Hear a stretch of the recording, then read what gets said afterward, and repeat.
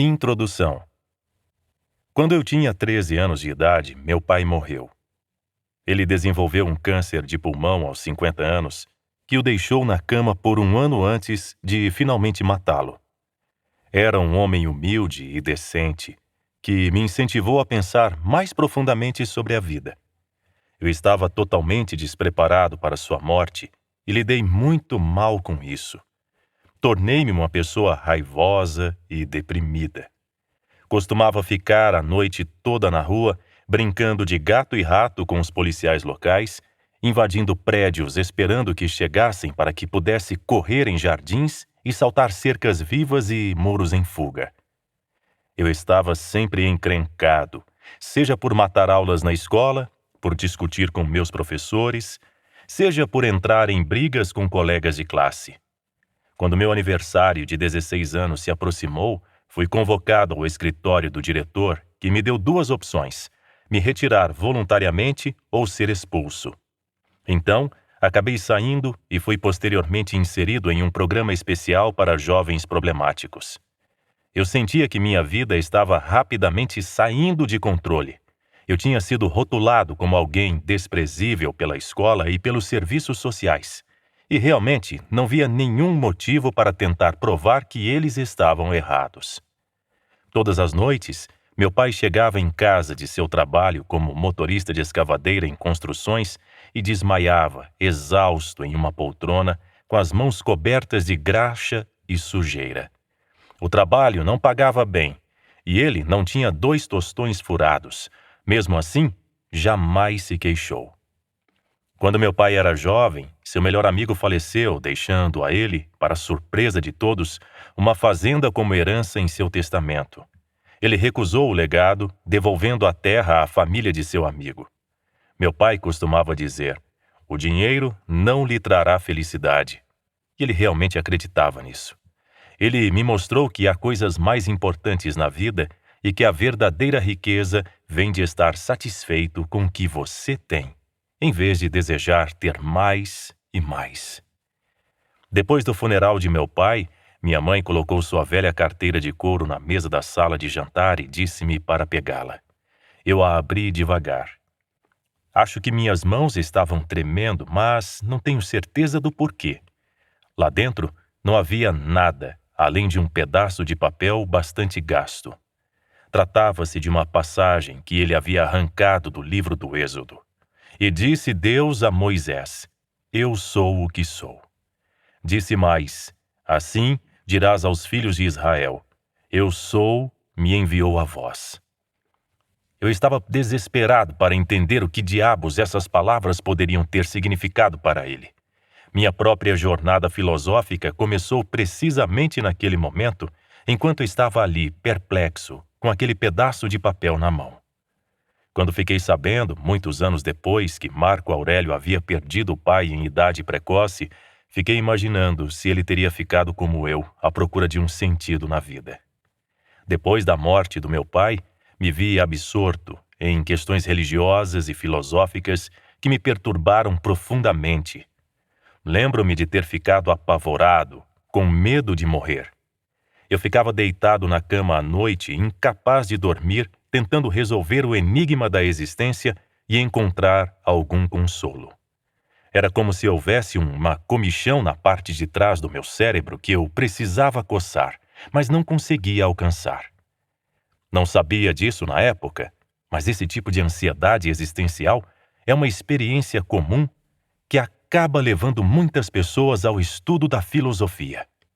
O filósofo Spinoza, por exemplo, escreveu: "Percebi assim que estava em grande perigo e me obriguei a procurar, com todas as minhas forças, um remédio, por mais incerto que fosse. Como um homem doente lutando com uma doença mortal, quando vê a morte, certamente estará sobre ele, a menos que um remédio seja encontrado. É compelido a procurar tal remédio com todas as suas forças, na medida em que toda a sua esperança jaz nisso." Tomei a frase "eu sou o que sou" para me referir à pura consciência da própria existência, que a princípio parecia algo profundamente místico ou metafísico para mim. Eu sou a consciência da minha própria existência. Isso me lembrou a famosa inscrição do santuário do oráculo Delfos: Conhece-te a ti mesmo. Tornou-se uma das minhas máximas. Cresci obcecado com a busca do autoconhecimento por meio da meditação e de todas as formas de exercícios contemplativos. Descobri mais tarde que a passagem que meu pai levou com ele durante todos esses anos desempenha um papel importante nos ritos de uma ordem maçônica chamada Arco Real. Durante a iniciação, o candidato é perguntado: "Você é um maçom do Arco Real?" Ao que ele responde: "Eu sou o que sou." A maçonaria tem uma longa história na Escócia, remontando a pelo menos 4 séculos, e tem raízes profundas em minha cidade natal, Ayr. Meu pai e muitos dos pais de meus amigos eram membros da loja local. A maior parte dos maçons são cristãos, mas eles utilizam uma linguagem não denominativa, referindo-se a Deus como o grande arquiteto do universo. De acordo com a lenda apresentada em alguns de seus textos, um conjunto dos ensinamentos originários dos construtores do templo do rei Salomão foi trazido para o Ocidente pelo filósofo Pitágoras e posteriormente disseminado por Platão e Euclides. Essa sabedoria antiga foi supostamente propagada ao longo dos séculos pelas lojas maçônicas medievais. Com a realização de rituais esotéricos e a utilização de símbolos geométricos como o quadrado e o compasso, eles transmitiam suas doutrinas espirituais. A maioria também celebra as 4 virtudes cardeais da filosofia grega, que correspondem simbolicamente aos 4 cantos da loja: prudência, justiça, fortitude e temperança. Sabedoria, justiça, coragem e moderação, se você preferir termos mais modernos. Meu pai levou muito a sério esses ensinamentos éticos e eles moldaram seu caráter de uma maneira que deixou uma impressão duradoura em mim. A maçonaria, pelo menos para praticantes sinceros como meu pai, não representava o tipo de doutrina filosófica livresca ensinada nas torres de marfim das universidades, mas sim algo derivado de uma concepção muito mais antiga da filosofia ocidental como um modo de vida espiritual. Acontece que eu não tinha idade suficiente para me tornar maçom e, com a minha reputação na cidade, não teria sido convidado para fazer parte do grupo de qualquer maneira. Então, com uma educação formal insignificante, comecei a ler tudo o que podia sobre filosofia e religião. Não tenho certeza se teria sido capaz de definir o que exatamente estava procurando naquele momento, exceto que seria algo que combinasse de alguma forma meus interesses em filosofia, meditação e psicoterapia. Eu precisava de um princípio mais racional e filosófico para a vida, mas nada parecia se encaixar. Então, tive a sorte de encontrar Sócrates. Eu estava estudando uma coleção de antigos textos gnósticos descobertos em Nag Hammadi, no Egito, influenciados pela filosofia grega. Isso me levou a iniciar a leitura dos diálogos platônicos que retratam Sócrates, o principal filósofo grego, questionando seus amigos e outros interlocutores sobre seus valores mais profundos. Ele tendia a se concentrar nas virtudes primordiais da filosofia grega, posteriormente adotadas pelos maçons. Sócrates não escreveu nenhum livro sobre filosofia, apenas o conhecemos por meio das obras de outros autores, principalmente por meio dos diálogos escritos por 2 de seus alunos mais famosos, Platão e Xenofonte. Segundo a lenda, Sócrates foi a primeira pessoa a aplicar o método filosófico a questões éticas. Sócrates desejava ajudar as pessoas a viver com sabedoria, de acordo com o princípio da razão. Para Sócrates, a filosofia era não apenas um guia moral, mas também uma espécie de terapia psicológica. Segundo ele, praticar a filosofia pode nos ajudar a superar nosso medo da morte, melhorar nosso caráter e até nos fazer encontrar um genuíno sentimento de plenitude. Com frequência, os diálogos socráticos são conhecidos por serem inconclusivos. De fato, a insistência de Sócrates em dizer que sabia que nada sabia sobre certos assuntos, chamada posteriormente de ironia socrática, mais tarde inspirou a tradição conhecida como ceticismo grego. No entanto, ele parece ter comunicado ensinamentos positivos a seus alunos sobre a melhor maneira de viver. A pedra angular desses ensinamentos está descrita em uma famosa passagem da Apologia de Platão. Sócrates enfrentava as acusações de impiedade e corrupção da juventude que acabariam levando-o à sua execução. Porém, em vez de se desculpar ou implorar por misericórdia, exibindo sua esposa e filhos chorosos perante o júri como outros fizeram, ele apenas continua fazendo filosofia, questionando seus acusadores e instruindo sobre ética no júri. A certa altura, ele explica em linguagem simples o que significa para ele ser um filósofo. Pois eu saio por aí sem fazer nada além de convencer jovens e idosos entre vocês a não se importarem com seu corpo ou suas riquezas, de preferência ou tão fortemente quanto com o melhor estado possível de sua alma, como eu lhes digo. A riqueza não produz virtude, mas a virtude torna a riqueza e todas as outras coisas boas para os homens, tanto individual quanto coletivamente. Foi assim que ele viveu sua vida, e seus alunos procuraram seguir o seu exemplo. Devemos dar mais importância à sabedoria e à virtude do que a qualquer outra coisa. Um filósofo, no sentido de Sócrates, é, portanto, uma pessoa que vive de acordo com esses valores. Alguém que literalmente ama a sabedoria no significado original da palavra. Olhando para trás, percebo que recorri a Sócrates e a outros filósofos antigos para encontrar uma filosofia de vida como a que meu pai havia encontrado na maçonaria.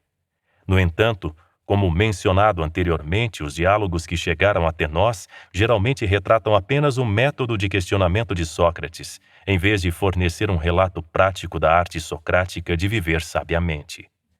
Mesmo que os filósofos antigos não tivessem me fornecido as respostas práticas que procurava naquela época, eles me inspiraram a ler mais.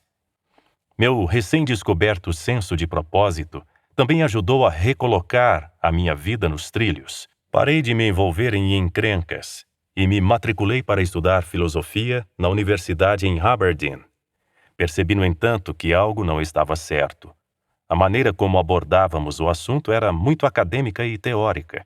Quanto mais tempo eu passava no porão da biblioteca, debruçado sobre os livros, mais parecia me afastar da concepção original de Sócrates da filosofia como um modo de vida, algo que poderia moldar nosso caráter e nos ajudar a florescer. Se os filósofos antigos eram verdadeiros guerreiros da mente, suas contrapartes modernas se tornaram mais como bibliotecários da mente, mais interessados em agrupar e organizar ideias do que em colocar a filosofia em uso no dia a dia como uma prática psicológica. Após me formar, comecei a estudar e me especializar em psicoterapia, pois aprender a ajudar os outros parecia me oferecer um caminho para o autoaperfeiçoamento que poderia ser associado com meus estudos em filosofia. Foi um período de transição para o campo da terapia. As abordagens psicanalíticas freudianas e junguianas estavam lentamente dando lugar à terapia cognitivo-comportamental, TCC, que desde então havia se tornado a prática dominante de psicoterapia baseada em evidências. A TCC estava mais próxima da prática filosófica que eu estava buscando, porque nos encoraja a aplicar a razão em nossas emoções. No entanto, é algo que você costuma fazer por alguns meses e depois acaba deixando de lado. Certamente, não tem como objetivo nos oferecer um modo de vida completo. A terapia moderna tem necessariamente um alcance mais modesto do que a antiga arte socrática da vida. Hoje em dia, muitos de nós buscam apenas uma solução rápida para nossos problemas de saúde mental. No entanto, quando comecei a trabalhar como psicoterapeuta, tornou-se evidente para mim que a maioria dos pacientes que sofriam de ansiedade ou depressão se beneficiava da percepção de que seu sofrimento tinha origem em seus próprios valores subjacentes. Todo mundo sabe que, quando acreditamos piamente que algo muito ruim aconteceu, geralmente ficamos chateados como resultado dessa crença. Da mesma forma, se acreditamos que algo é muito bom e desejável, ficamos ansiosos quando isso está ameaçado, ou tristes se já tiver sido perdido. Por exemplo, para sentir ansiedade social, você precisa acreditar que as opiniões negativas de outras pessoas sobre você são relevantes, que é algo muito ruim se não gostam de você e que é importante obter sua aprovação.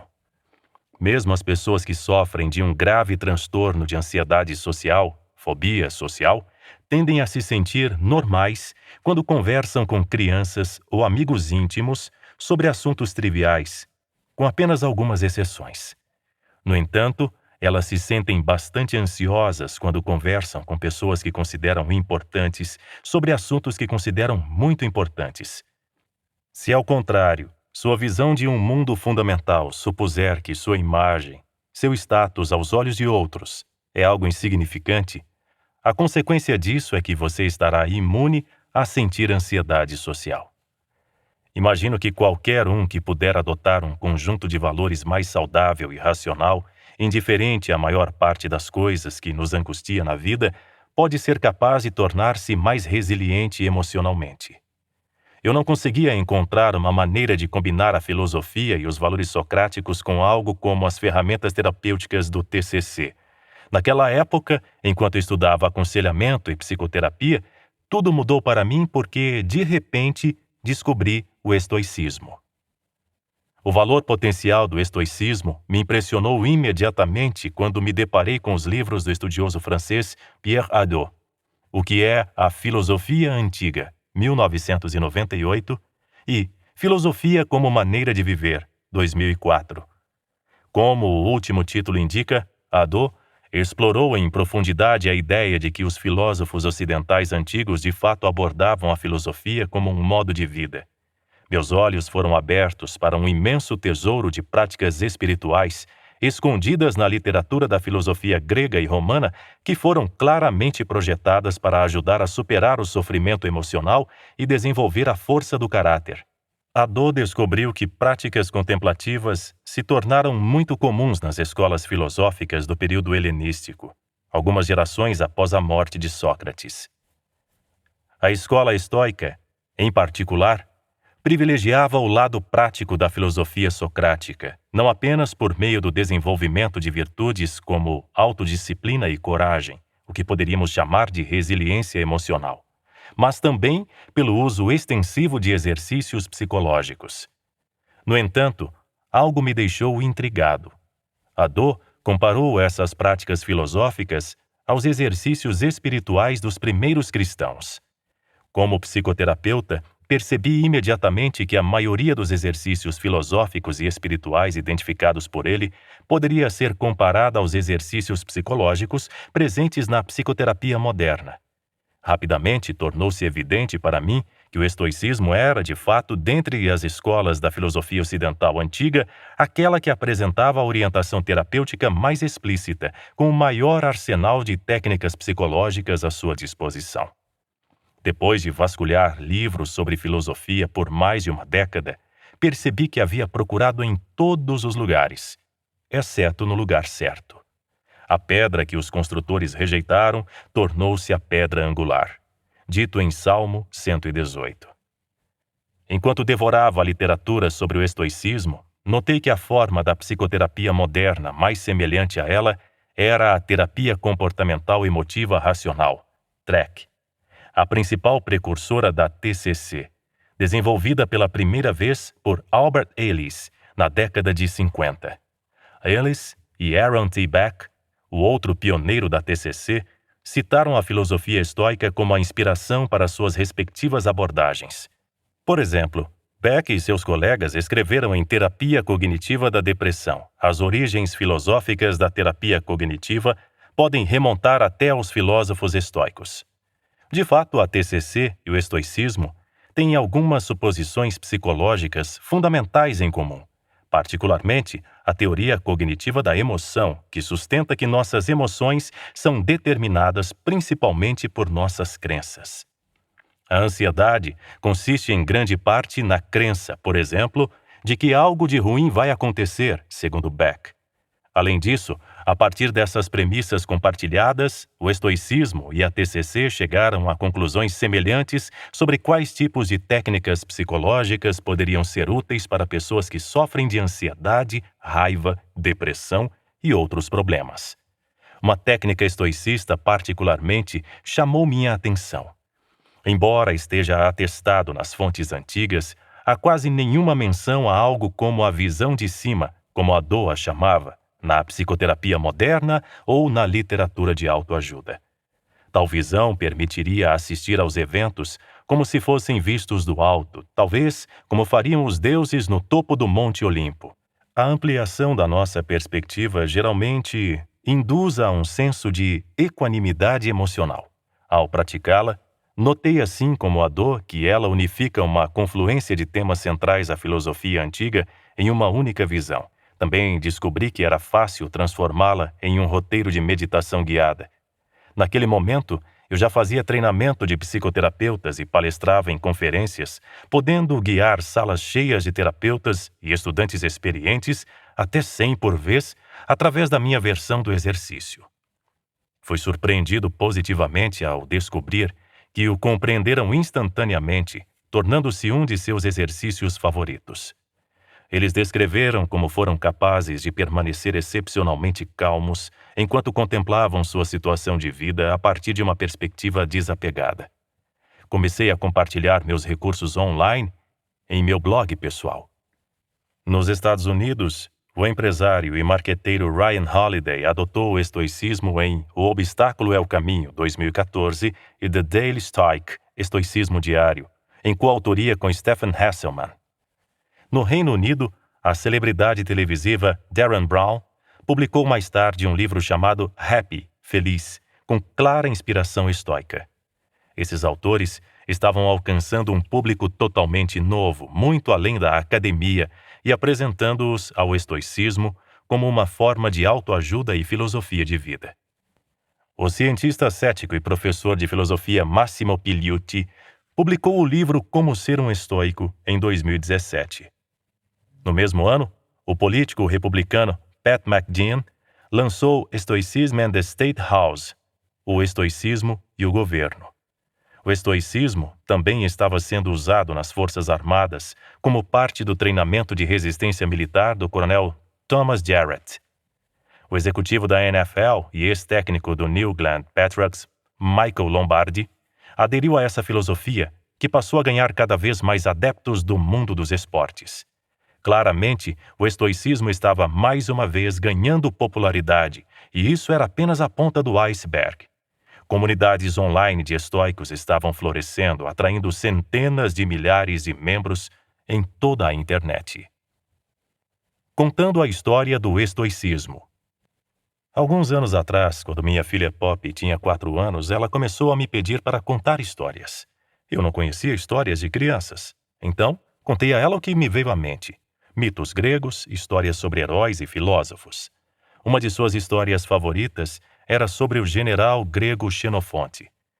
Tarde da noite, quando jovem, ele estava andando por uma passagem entre 2 prédios perto do mercado ateniense.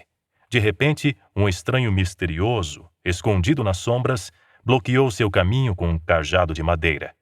Uma voz perguntou da escuridão: "Você sabe aonde alguém deve ir se quiser comprar mercadorias?" Xenofonte respondeu que eles estavam bem ao lado da Ágora, o melhor mercado do mundo. Lá você pode comprar qualquer mercadoria que seu coração desejar. Joias, comida, roupas e assim por diante.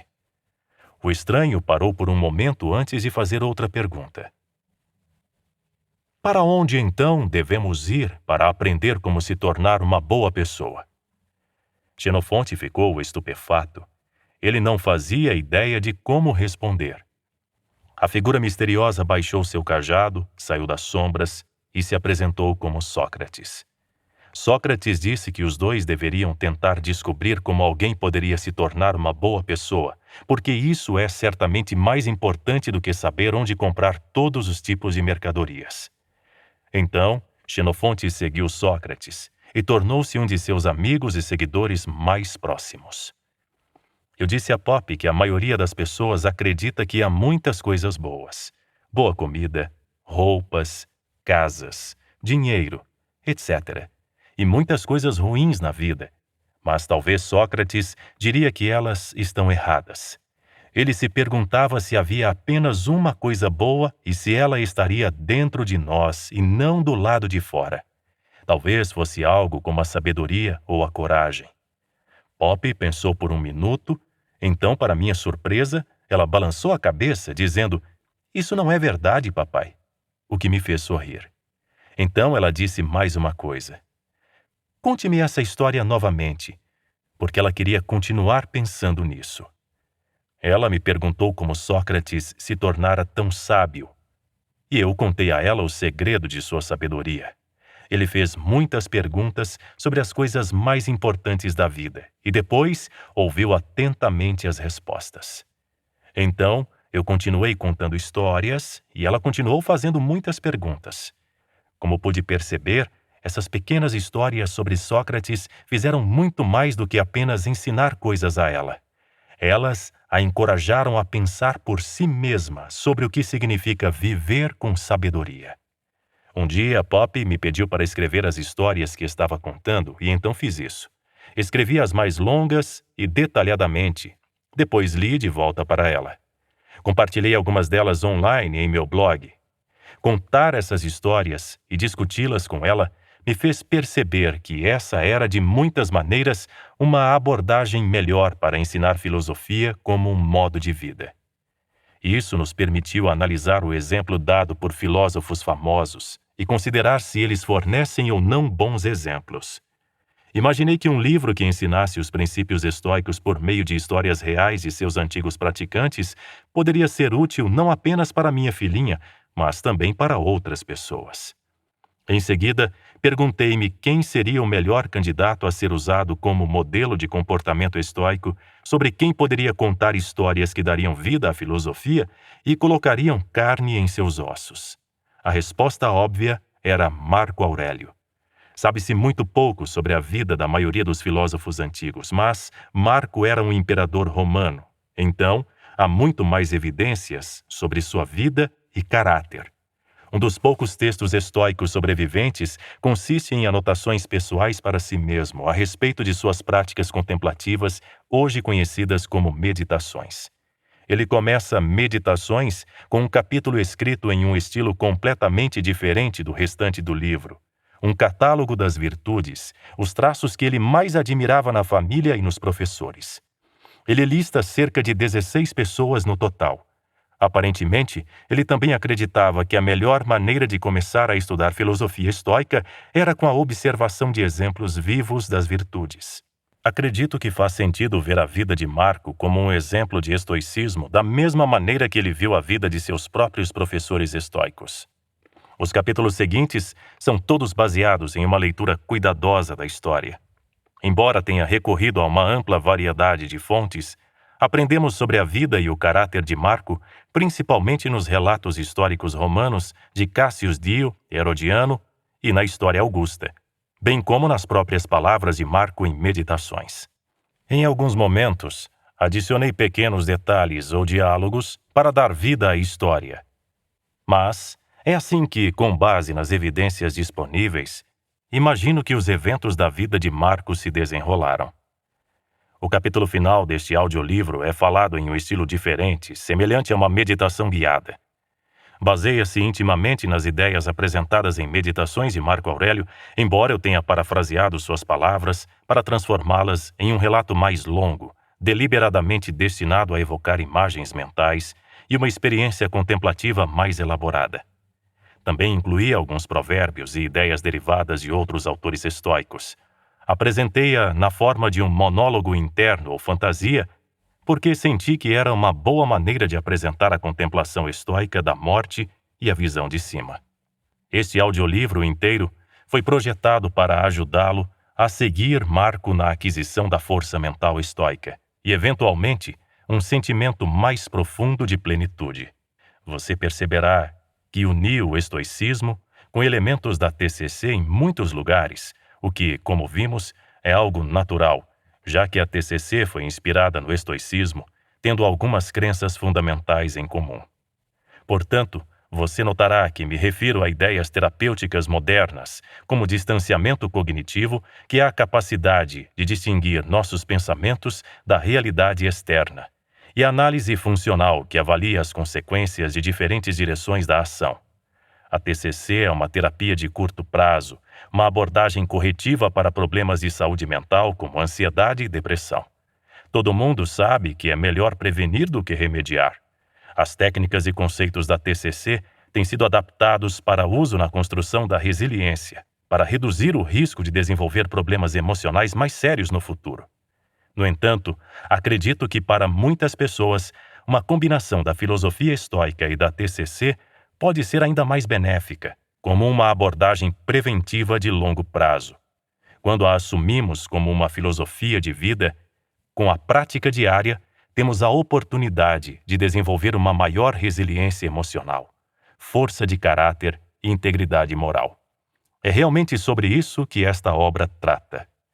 Os estoicos podem ensiná-lo a encontrar um senso de propósito na vida, como enfrentar as adversidades, como vencer a raiva dentro de si, moderar seus desejos, experimentar fontes saudáveis de alegria, suportar dores e doenças pacientemente e com dignidade, exibindo coragem diante de suas ansiedades, lidando com a perda e talvez até mesmo diante de sua própria mortalidade, permanecendo tão inabalável quanto Sócrates.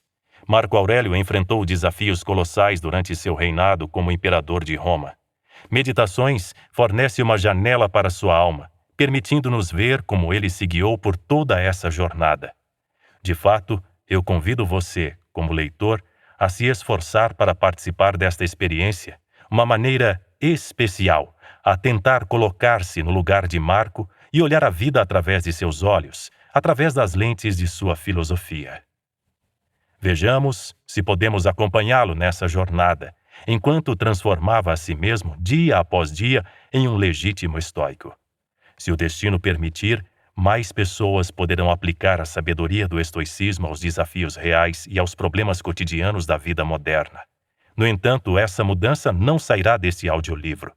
Ela só virá com uma decisão firme, aqui e agora, de começar a colocar ideias como essas em prática.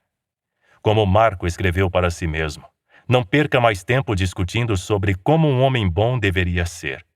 Apenas seja um. Capítulo 1. O Imperador Morto. O ano é 180 depois de Cristo, quando outro inverno longo e difícil chega ao fim na fronteira norte. O imperador romano Marco Aurélio está à beira da morte em sua cama no acampamento militar em Vindobona, Viena moderna. 6 dias antes, ele fora acometido por uma febre e os sintomas pioraram rapidamente. Está claro, para seus médicos, que ele finalmente está prestes a sucumbir à grande peste antonina, provavelmente uma espécie de varíola que assolava o império nos últimos 14 anos. Marco tem quase 60 anos, fisicamente frágil, e todos os sinais mostram que sua recuperação é bastante improvável. No entanto, para os médicos e cortesões presentes, ele parece estranhamente calmo, quase indiferente. Ele tem se preparado para esse momento durante a maior parte de sua vida. A filosofia estoica, seguida por ele, ensinou-o a praticar a contemplação de sua própria mortalidade de maneira calma e racional. Aprender a morrer, de acordo com os estoicos, é desaprender a ser escravo. Essa atitude filosófica em relação à morte não veio naturalmente para Marco. Seu pai faleceu quando Marco era apenas uma criança, deixando-o sozinho. Quando ele completou 17 anos, foi adotado pelo imperador Antonino Pio, como parte de um plano de sucessão de longo prazo elaborado por seu antecessor, Adriano, que previra o potencial de sabedoria e grandeza em Marco quando este ainda pequeno. No entanto, ele se mostrara relutante em deixar a casa de sua mãe para o palácio imperial. Antonino convocou os melhores professores de retórica e filosofia para treinar Marco, preparando-o para sucedê-lo como imperador. Entre seus tutores, havia especialistas em platonismo e aristotelismo, mas sua principal educação filosófica estava no estoicismo. Esses homens se tornaram como parte de sua família. Quando um de seus tutores mais queridos morreu, disse que Marco chorou tão violentamente que os servos do palácio tentaram contê-lo. Estavam preocupados que as pessoas achassem que seu comportamento era impróprio para um futuro governante. No entanto, Antonino disse-lhes para deixar Marco em paz. Deixem-no ser apenas homem desta vez, pois nem a filosofia, nem o império eliminam os sentimentos naturais. Anos mais tarde, após ter perdido várias crianças pequenas, Marco foi novamente às lágrimas em público enquanto presidia uma ação judicial, quando ouviu um advogado dizer, no decurso de sua argumentação: "Bem-aventurados os que morreram com a peste." Marco era um homem naturalmente amoroso e afetuoso, profundamente sensibilizado com a perda. Ao longo da vida, ele se voltou cada vez mais para os antigos preceitos do estoicismo, como uma maneira de suportar a morte de pessoas próximas a ele. Agora, no leito de morte, ele reflete mais uma vez sobre aqueles que perdeu. Alguns anos antes, a imperatriz Faustina, sua esposa durante 35 anos, falecera. Ele viveu o suficiente para ver 8 dos 13 filhos morrerem.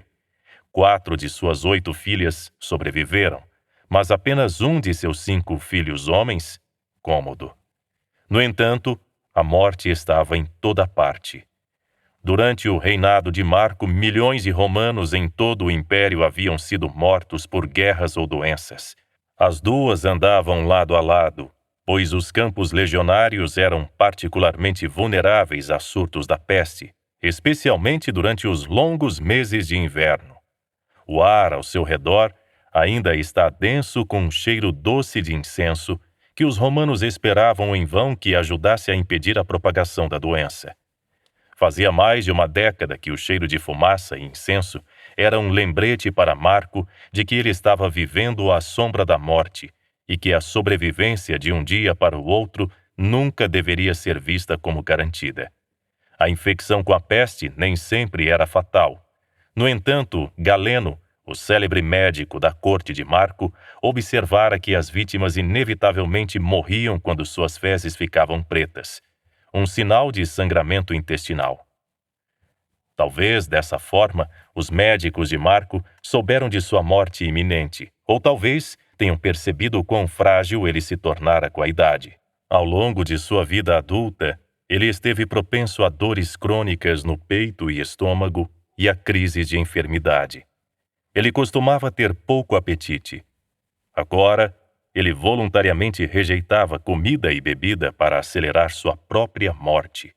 Sócrates costumava dizer que a morte é como alguém que brinca usando uma máscara assustadora, vestida de bicho-papão para assustar as crianças pequenas. O sábio remove cuidadosamente a máscara e, olhando-a de frente, não encontra nada que valha a pena temer. Por causa de toda essa preparação ao longo da vida, agora que sua morte finalmente se aproxima, Marco não mais a teme, como quando parecia distante. Então, ele pede aos médicos que descrevam pacientemente e em detalhes o que está acontecendo dentro de seu corpo, para que ele possa contemplar seus próprios sintomas com a indiferença de um filósofo natural. Sua voz está fraca, e as feridas na boca e na garganta dificultam a fala. Em pouco tempo, ele se cansa e gesticula para que saiam, desejando continuar suas meditações sozinho. Sozinho em seu quarto, enquanto ouve o próprio chiado da respiração, ele não se sente mais como um imperador. Apenas um velho débil, doente e moribundo. Ao virar a cabeça para um lado, ele vislumbra o próprio reflexo na superfície polida de uma estatueta de ouro da deusa Fortuna ao lado da cama. Seus professores estoicos o aconselharam a praticar um exercício mental quando observasse sua própria imagem. É uma maneira de criar resiliência emocional, treinando-se para aceitar a sua própria mortalidade.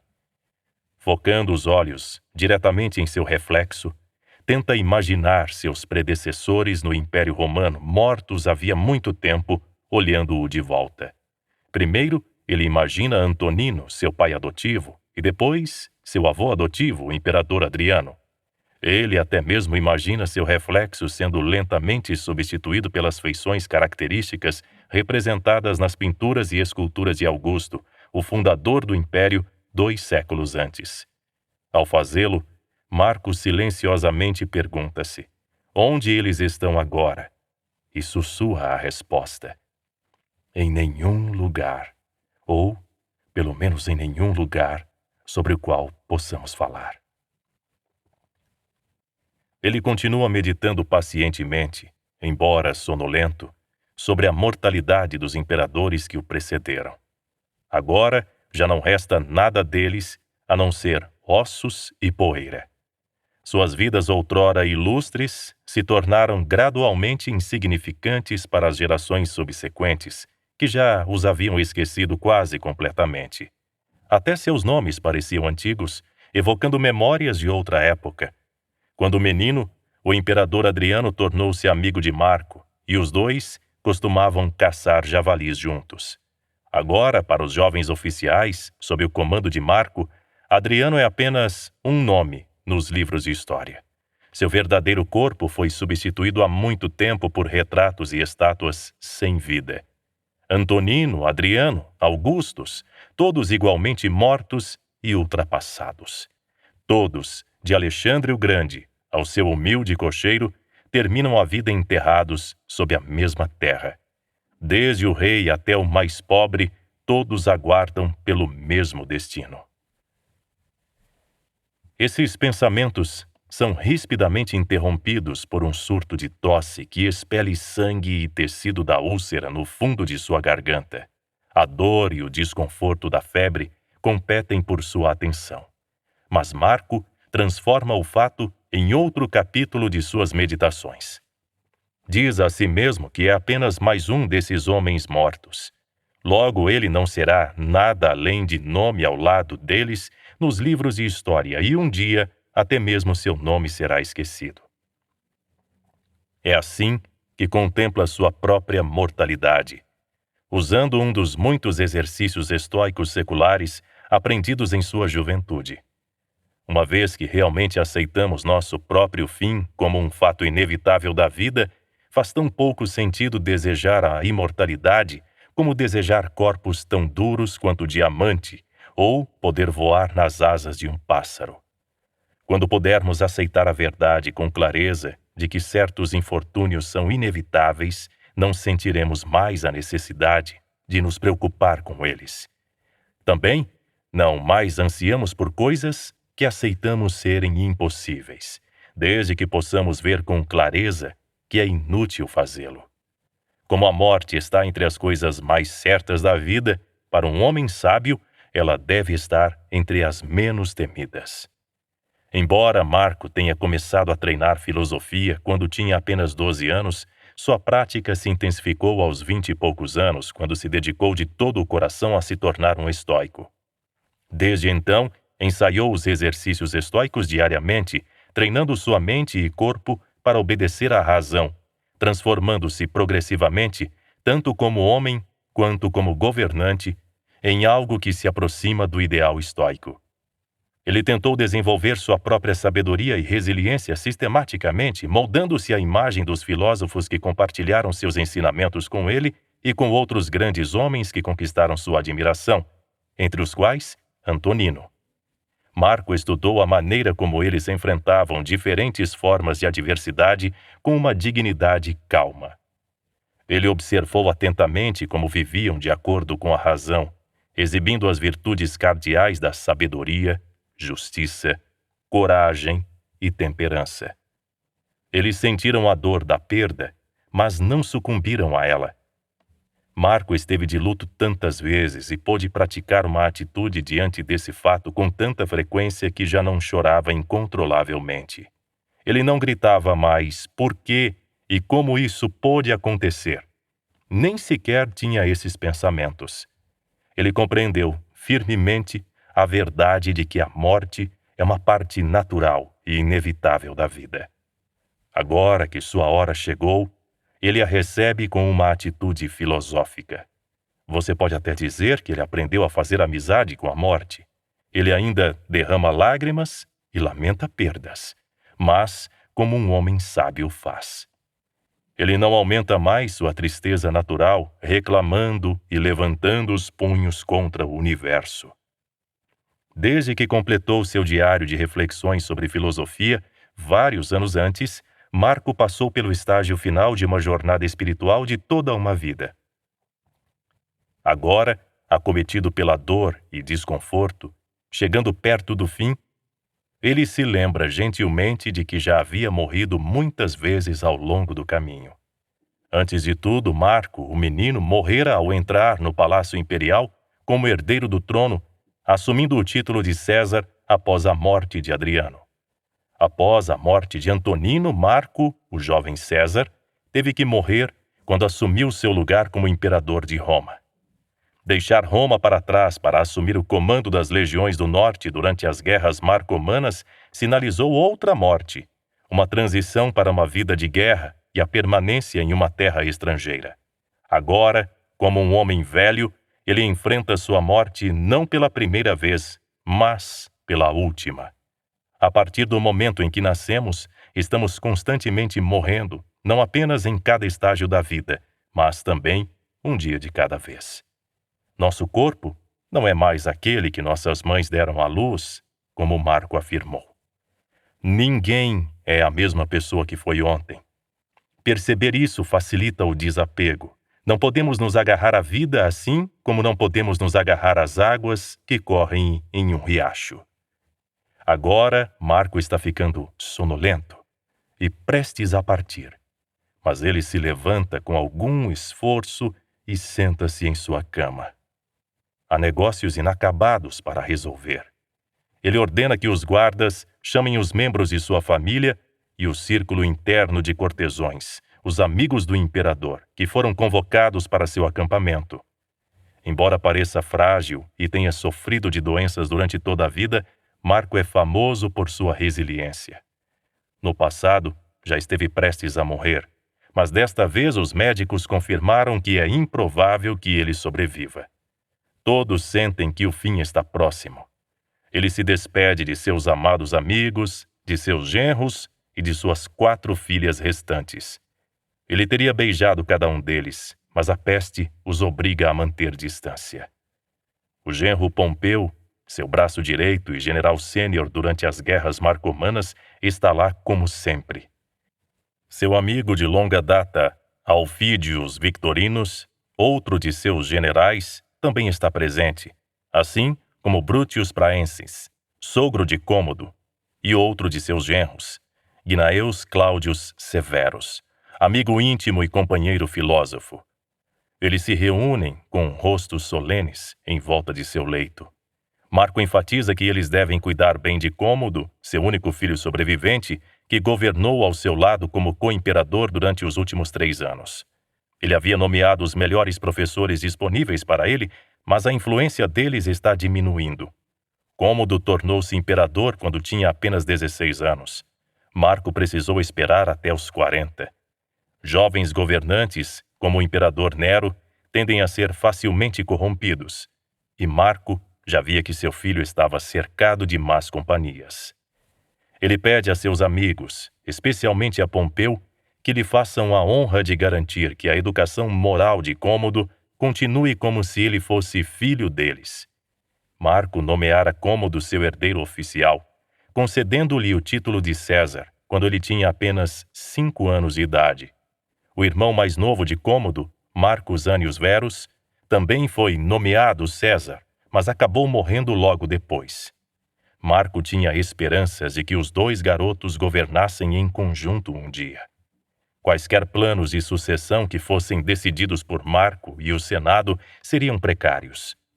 No entanto, no auge da peste, quando a primeira guerra marcomana estourou, era necessário, para a estabilidade de Roma, que houvesse um herdeiro designado, caso um usurpador tentasse tomar o trono. Durante um surto anterior da doença, 5 anos antes, havia rumores de que Marco já havia falecido. Seu general mais poderoso nas províncias do leste, Cássio Avídio, foi aclamado imperador pela legião egípcia, desencadeando uma guerra civil de curta duração. Marco imediatamente ordenou que Cômodo saísse de Roma em direção à fronteira norte para assumir a toga viril, marcando sua passagem oficial para a vida adulta.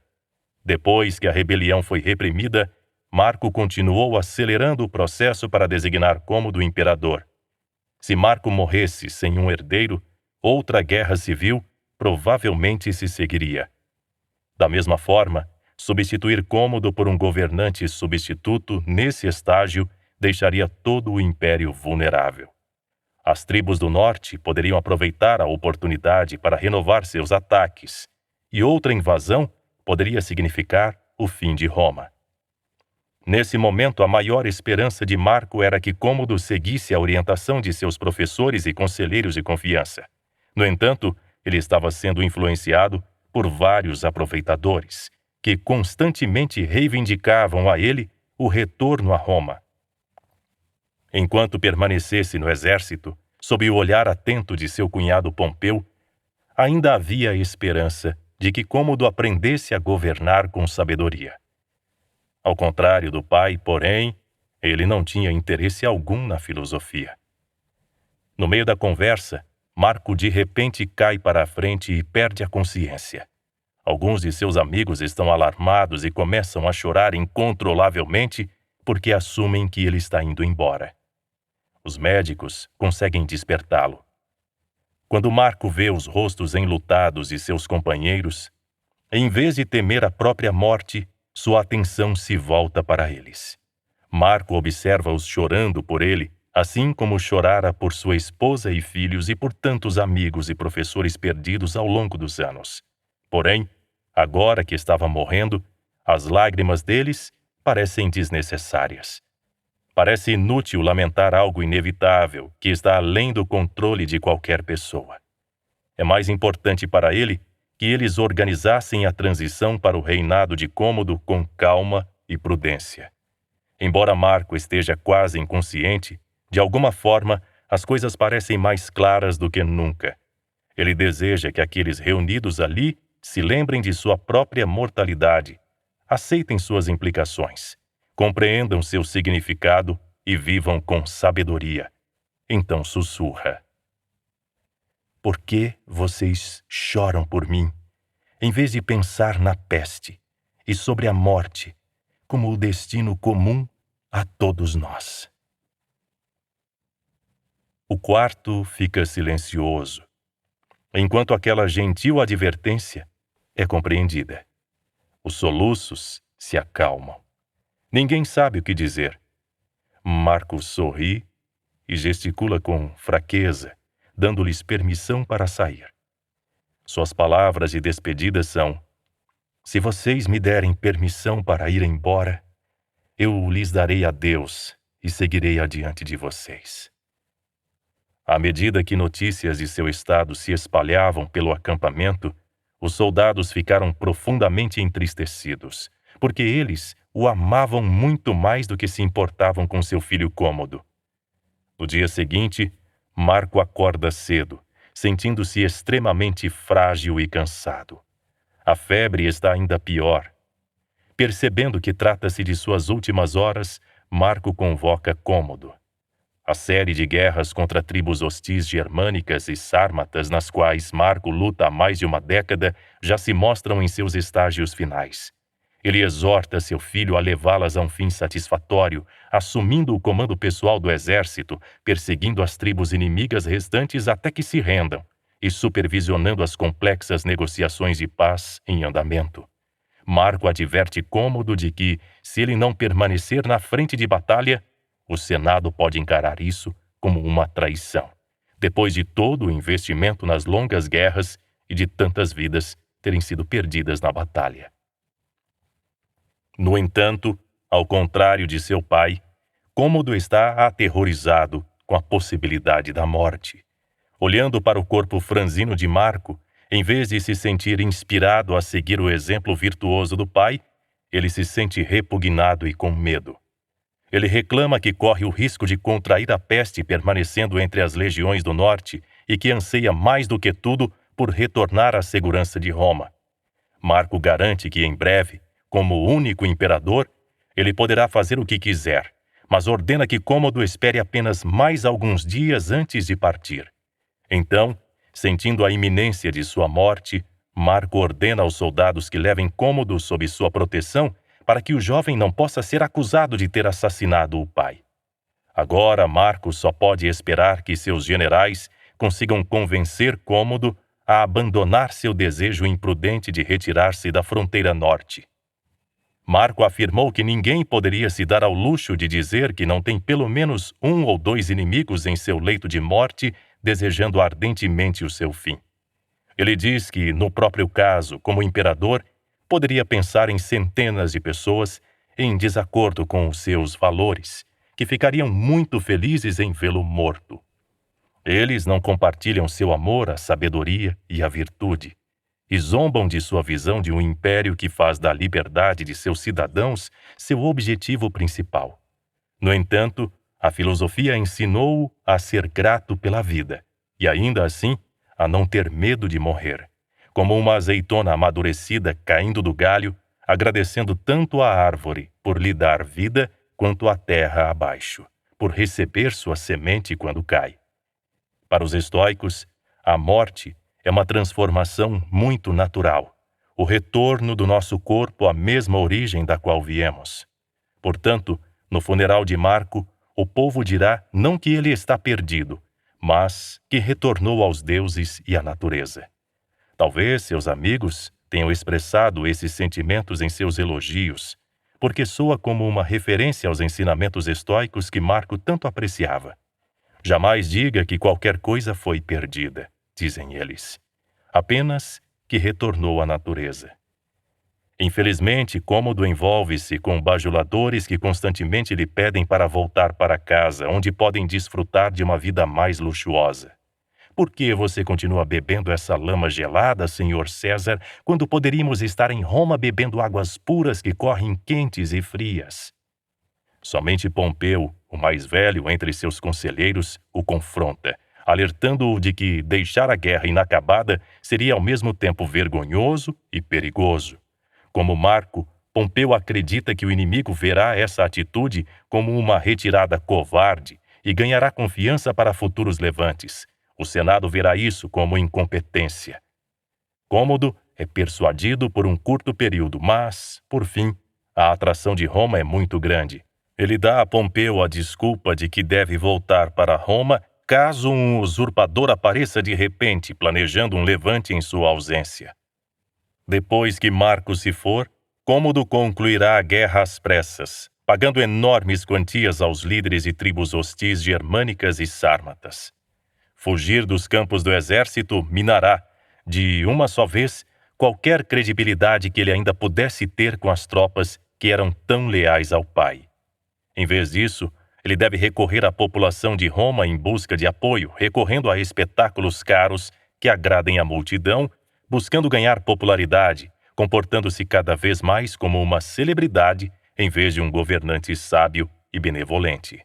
Segundo os estoicos, muitas vezes aqueles que estão mais desesperados para fugir da morte se atiram apressadamente em seus braços, e isso parecia extremamente verdadeiro no caso de Cômodo.